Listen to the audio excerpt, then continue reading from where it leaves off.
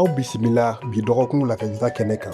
Mali san 2026 baki kimɛnniw kɛra ntɛnɛn juin kalo tile 22 ka se alamisadon juin kalo tile 25 ma. Kimɛnni baaraw daminɛna minisiri ɲɛmɔgɔ General Abdoulaye Maiga fɛ Ba Aminata Jalo lycée la Bamakɔ.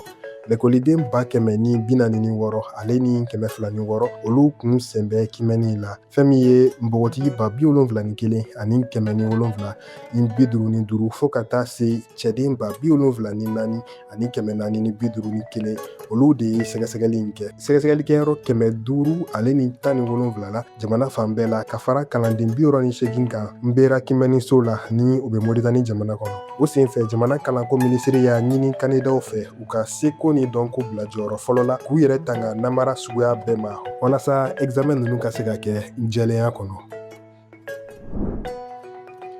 Kulukoro mara ɲɛma ni o ye gouverneur ye ale ye Kulukoro lakɔlɔsi waati ni o ye couvre-feu ye k'o janya ko kura ye ka ta juin kalo tile 24 la ka taa se juillet kalo tile 23 ma san 2026 kɔnɔ ka kɛɲɛ ni sigida lakanako ye.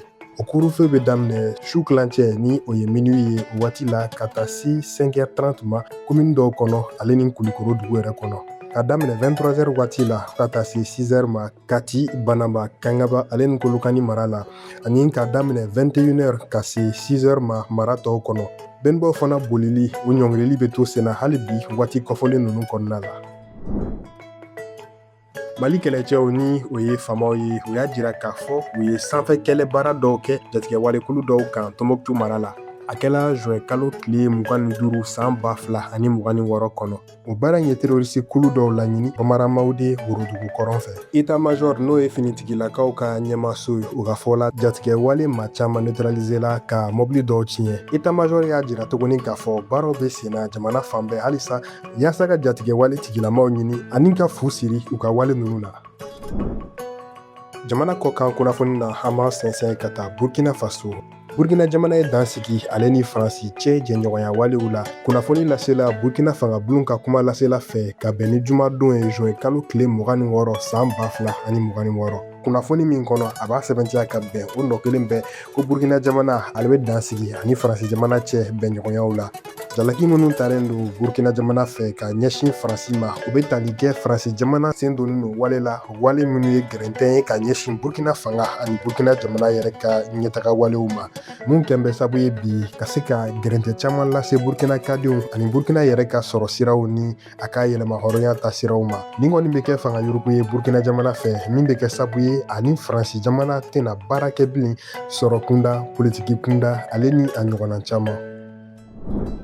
Diɲɛ seleke naani kiiritigɛso min bɛ yen n'u b'a fɔ ko Cour pénale internationale CPI ale kɔni kiiritigɛla 3 jalakilen don l'Amérique jamana fangabulon fɛ ni o ye kɛrɛnkɛrɛnnenya la Donald Trump ale ka fangabulon ye. Ni ɲangilen ninnu kɔni bɛ tali kɛ fɛn min ka se ka nin kiiritigɛla kofɔta 3 ninnu ka musaka min bɛ l'Amérique jamana warimaraso la ka se ka gɛrɛntɛ siri olu la yaasa hali u kana se ka taama kɛ ka ɲɛsin l'Amérique jamana kɔnɔna ma. O ɲangili ninnu kɔni sabu la kiiritigɛla 3 ninnu kɔni damankasi sɛbɛn don New York kiirisoba ni o ye Tribunal fédéral de New York ye ka se ka ni ɲangili ninnu kɔni kɔn k'a yira k'a fɔ ɲangili ninnu kɔni bɛ kɛ gɛrɛntɛ ye ka ɲɛsin kiiritigɛlaw ka yɛlɛma hɔrɔnya ma ani u ka yɛrɛta ka ɲɛsin kiiri sabatiko ɲuman ma. Min kɔni damakasi mun kɛra ka ɲɛsin l'Amérique jamana kiiriso ɲɛkɔrɔ ni o ye New York Tribunal ba ye ale kɔni bɛna baara kɛ nin damakasi in kan. Wa kalo 2 walima tile 60 bɔɲɔgɔnko bɛ Donald Trump ka fangabulon bolo yaasa ka se ka i dan tigɛ ni ɲagili ninnu na minnu kɔni kɔnnen don kiiritigɛla 3 ninnu fɛ. Ni ne bɛ dan sigi an ka nin dɔgɔkun in lakalita la aw k'an bɛn dɔgɔkun wɛrɛ ni waati kelen in na.